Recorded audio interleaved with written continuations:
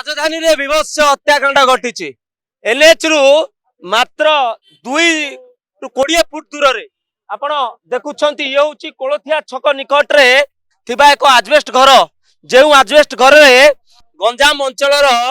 जे हिमांशु पाड़ी एवं तांकर झियो मध्य रहउथिले गतकाली विलंबित राति रे दुई मुखा पिंधा दुर्बृत्त अतर्कित भाव में तृष्णा पाढ़ी को आक्रमण करथिले एवं पुओ को बंचाइबा पई जेतेबेले बापा एवं झियो बाहर थिले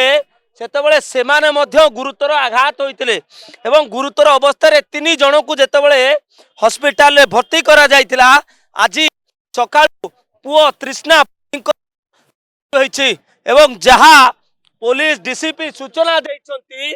जे विभिन्न दिग को नहीं एबे तदंत करा जाउछ जेहेतु एटा एनएच रास्ता कड़ रही हुए तो जमीबाड़ी विवाद होई पारे पूर्व शत्रुता होई पारे अन्य कौन सी कारण होई दिग को नहीं बर्तमान सबु दिग को नहीं एबे तदंत करा जाउछि ये होछि सेही आजबेस्ट घर जेउ आजबेस्ट घरे हिमांशु पाढ़ी जे रहिछंती से तांको पुओ हेरिका सहित रहउतला आपण स्पॉट मध्य देखि पारिबे रक्तर छिटा राजधानी रे पुणी पड़ी एवं दुर्बृत्त मुखा पिंधा दुर्बृत्तों आक्रमण रे तृष्णा पाढ़ी मृत्यु होइछि एवं गुरुतर अवस्था रे एबे हिमांशु पाढ़ी एवं झियो मध्य मेडिकल रे चिकित्सित होउछंती घटना स्थल को भुवनेश्वर डीसीपी आसीछंती समस्त को